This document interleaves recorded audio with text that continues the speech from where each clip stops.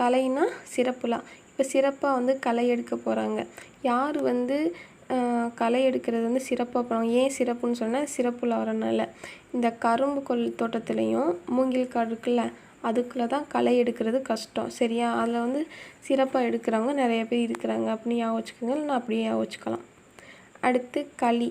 இப்போ வந்து சொல்லுவாங்கள்ல, காலம் கலிகாலமாச்சு அப்படின்னு கூட சொல்லுவாங்க. அதே மாதிரி களிப்பா அப்படிங்கிறது ஒரு பா வகை. பா வந்து மொத்தம் 4 வகைப்படும்ல, அதில் களிப்பாங்கிறது ஒரு வகை.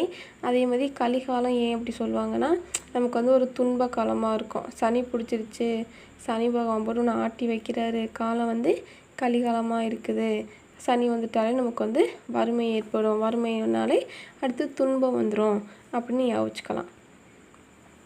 அடுத்து கரி சின்னரா. அப்போ யானை சாட்சி அடுப்பு கரி.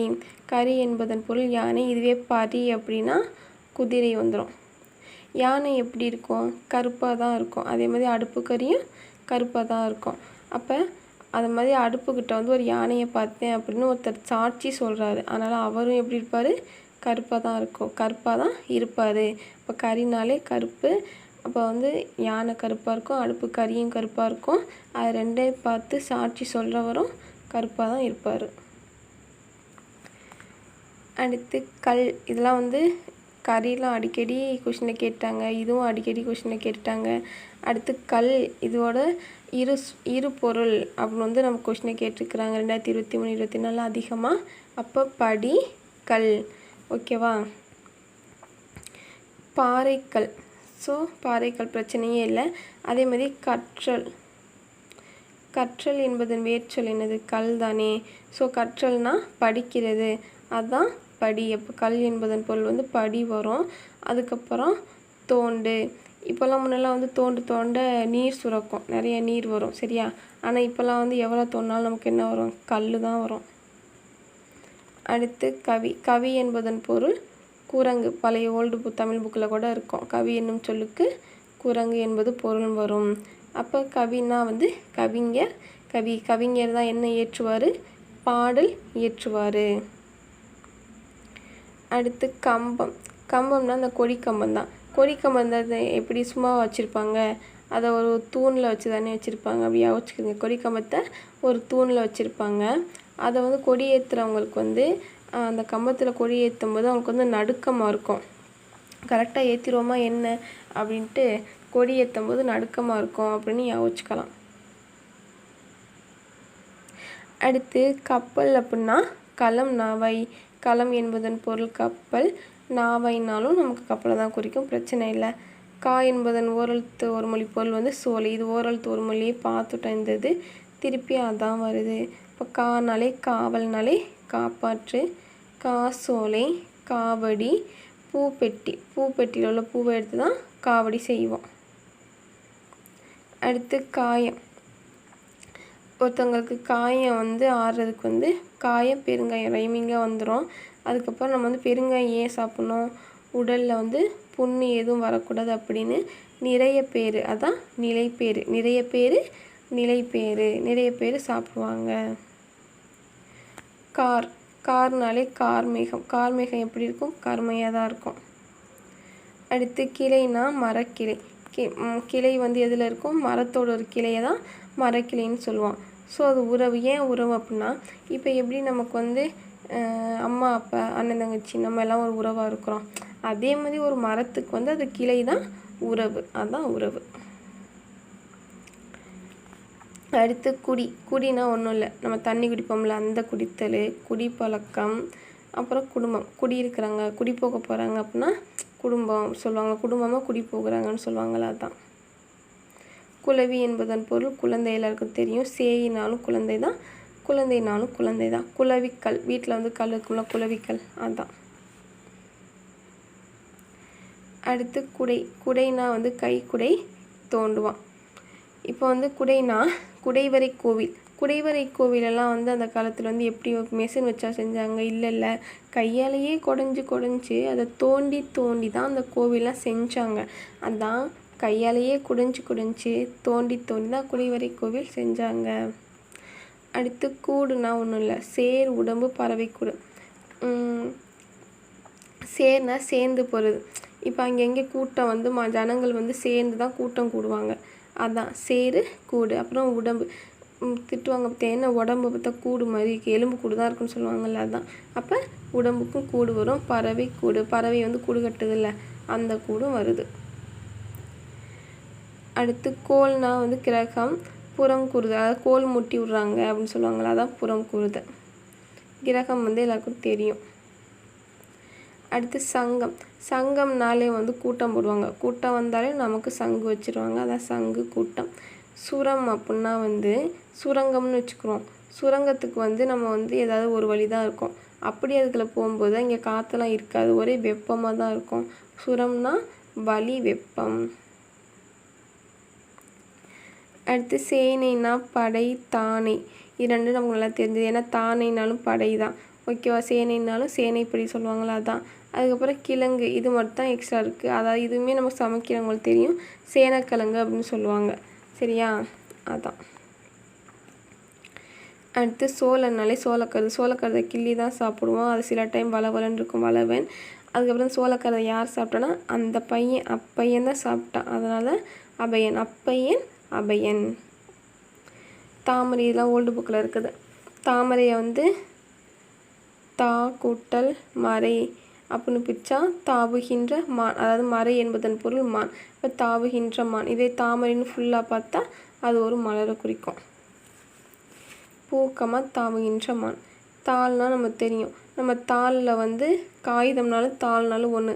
அதில் தான் நம்ம வந்து முயற்சி பண்ணி பார்ப்போம், எழுதி பார்க்குறோன்னா, அதான் முயற்சி. அதே மாதிரி பாதம், நமக்கு பாதம் இருக்குல்ல, அதுவும் தாள் தான்.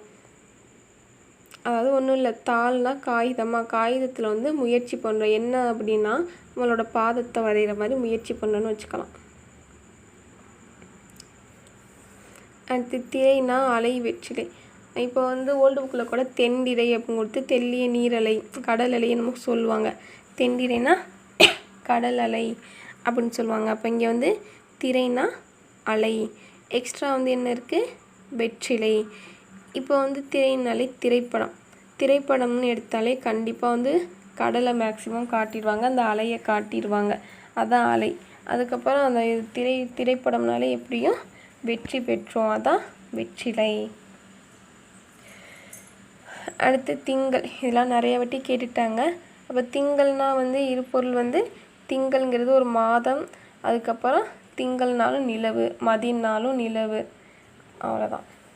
அடுத்து திரு அப்படின்னா வந்து செல்வம் தெரியும். அதே மாதிரி உயர்ந்த அழகு, சரியா. திருவள்ளுவர்லாம் உயர்ந்த அழகோடு இருப்பவர், நிறைய செல்வம் இருந்திருக்குது அவற்றெல்லாம்.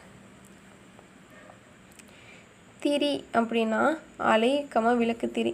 விளக்கில் போடுவோம்ல திரி, அந்த திரி நமக்கு தெரியும். எக்ஸ்ட்ரா வந்து அலை வந்திருக்கு. அதாவது ஒன்றும் இல்லை, என்ன அப்படி எப்போ பார்த்தாலும் அலைஞ்சிக்கிட்டே திரியிற அப்படின்னு சொல்லுவாங்கள்ல, எப்போ பார்த்தாலும் அலைஞ்சிக்கிட்டே திரியிற, ஸோ அந்த அலைஞ்சு திரியிற, அவ்வளோதான். துணி, துணிங்கிறது ஆடை, பிரச்சனை இல்லை. அதை வந்து நம்ம துண்டு துண்டாக செய்ய முடியும், அதாவது துணியை வந்து துண்டு துண்டாக செய்வோம், அது ஒரு ஆடை. அடுத்து தைனால் ஒரு மாதம் இருக்குது. அதே மாதிரி தைத்தல், துணி தைக்கிறதுக்குல்ல, ஸோ அதுவும் வருது.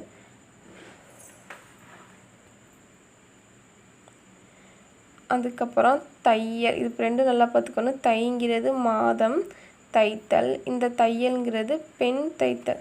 தையல் வந்து பொதுவாக பெண்கள் தான் தைப்பாங்க. வெறும் தை மட்டும் வச்சுன்னா மாதம், தைத்தல். நகைன்னா சிரிப்பு, அணிகள், நல்லா தெரிஞ்சதான். அடுத்து நான்னா வந்து நாணம் சொல்லுவாங்கள்ல, நாணம், வெக்கம், அதுதான் வெக்கம். அதே மாதிரி வட்டத்தில் வரைவோம், வட்டத்தில் பரிதி, நான், அது மாதிரிலாம் வரைவோம்ல, ஸோ அதான் வட்டத்தின் நடுவில் வரைகிற கோடை தான் நான் சொல்கிறாங்க. இப்போ வட்டத்தில் நடுவில் கோடு வரைஞ்சி அதில் வந்து அதை வந்து கயிறு போட்டு கட்டுறாங்க அப்படின்ற மாதிரி வச்சுக்கலாம்.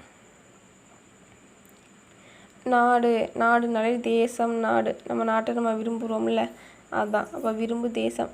நாகம் அப்படிங்கிறது துத்த நாகம், நாகம் வருது. பாம்புங்கிறது நாகப்பாம்பு, ஸோ பிரச்சனை இல்லை. அடுத்து படி அப்படின்னா வாசி, நம்ம படிக்கிறது, வாசித்து காட்டுறதான் படிக்கிறது. அதுக்கப்புறம் படிக்கட்டு, வீட்டில் இருக்குள்ள மாடிப்படி, ஸோ அந்த படிக்கட்டு. அதுக்கப்புறம் அளக்கும் கருவி. இப்போ எக்ஸாம்பிள் வந்து நம்ம வந்து கடையில் போய்ட்டு எதுவும் வாங்குகிறோம். இப்போ எனக்கு வந்து கடலை வந்து 1 கிலோ தாங்க அப்படின்னு கேட்குறோம். அப்போ அவங்க அது ஒரு படியில் வந்து அளந்து கொடுப்பாங்க, சரியா. அதுதான் அந்த அளவு, அளக்கும் கருவி. அடுத்து பள்ளி, ஸ்கூலு. அப்போ ஸ்கூலுங்கிறது ஒரு கல்விக்கூடம். அதேமாதிரி பள்ளி என்னும் சொல்லுக்கு படுக்கை என்பது பொருள் கூட நமக்கு 11th வரும்னு நினைக்கிறேன். அதுக்கப்புறம் தொழுமிடம். இப்போ ஸ்கூல்லலாம் பார்த்திங்கன்னா இப்போ அவங்க ஸ்கூல்லாம் இருக்கும்போது, காலேஜெலாம் இருக்கும்போது அவங்க இத்தனை டைம் ஒதுக்கி வந்து தொழுகைக்கு போயிடுவாங்க. ஸோ அதான் தொழுமிடம் கூட இருக்கும் அங்கே. அடுத்து பணினாலே வேலையா. அப்போ வேலைக்கு போனால் நம்ம வந்து பணிவாக தான் இருக்கணும். அணிகலன்லாம் போட்டுக்கும் போகக்கூடாதா, போட்டுக்கும் போகலாம், எப்படியாவது வேணா வச்சுக்கலாம். இப்போ பணினாலே வேலை, வேலைக்கு போனால் பணிவாக இருக்கணும். இல்லைன்னா வேலைக்கு போனால் தான் நமக்கு என்ன வாங்கலாம், அணிகலனே வாங்கலாம். பார், எதை பார்க்கணும், உலகத்தை தான் பார்க்கணும். பார்னாலும் கான்னாலும் ஒன்று தான். அடுத்து புயல்னா மேகம், பெருங்காற்று. இப்போ வந்து புயல் வந்து உருவாகியிருக்கு அப்படின்னா அது வந்து எப்படி வரும், அந்த மேகம் தானே சுற்றி சுற்றி சுற்றி வருது, அந்த மேகத்தை வச்சு தான் அந்த புயலை வந்து நம்ம சொல்லுவாங்க. அதான் மேகம். புயல் வந்துச்சுன்னா பெரிய காற்று அடிக்கும், அதான் பெருங்காற்று. பிழைனா தவறு, உயிர் தப்புதல். பிழைனா வந்து தப்பு செய்கிறது.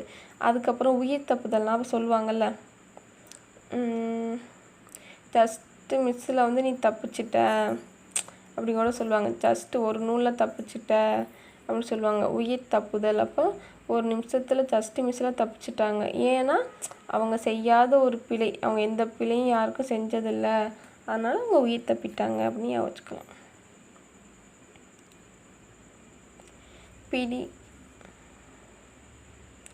பிடினா வந்து பெண் யானை. அதுக்கப்புறம் பிடித்துக்கொள். பிடினா ஒருத்தவங்களை வந்து பிடிச்சிக்கிறது, சரியா? அப்போனா பிடித்துக்கொள். பிடினா பெண் யானை. இதுவும் வந்து புக்கிலேயே இருக்குது, சரியா?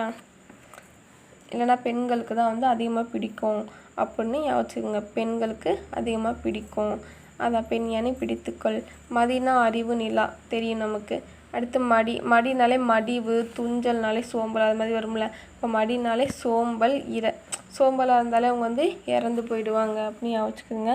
அடுத்து மரம்னா வீரம் தெரியும். வீரமாக்குறவங்க வந்து பாவம் பார்க்க மாட்டாங்க.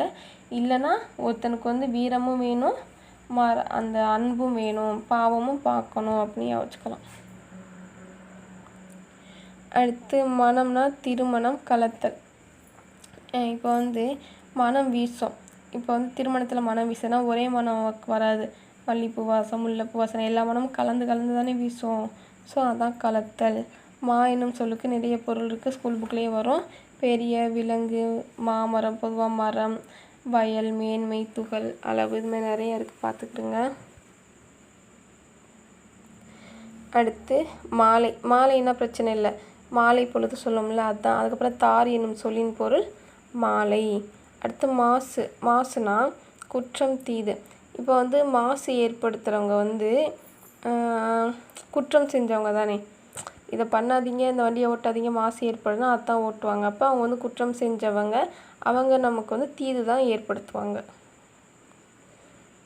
முடிங்கிறது நம்ம தலையில் உள்ள முடி. அதுக்கப்புறம் ஒரு செயலை செய்து முடிக்கிறது. அதுக்கப்புறம் கட்டு. இப்போ நம்ம தலைமுடி எடுத்து கட்டுவோமா, ஸோ அதை அப்படியே சேர்த்து வச்சுக்கலாம். மெயினாக உடம்பு, உண்மை, இதை எல்லாருக்கும் தெரிஞ்சது தான். அடுத்து வரை என்பதன் பொருள் வந்து மலை, தீட்டு, எல்லை. வரைனா மலை, இதுவும் நீ சிறப்பு தமிழ் புக்லேயே வரும், நிறைய இடத்துல வரும். வரை. இப்போ இந்த எல்லை வரை வந்து நீ வரக்கூடாது. ஏன் அப்படின்னா வந்து நீ இல்லைன்னா தீட்டுப்பட்டிருக்க. நம்ம எக்ஸாம்பிள் கூட சோசியல் புக்கில் படித்தோம்ல, ஐஎன்எம்மில் படித்தோம். நாங்கள் எங்கள் எல்லையை வந்து கடந்து வர மாட்டோம், அது எங்களுக்கு தீட்டு, அது மாதிரி கூட வரும்.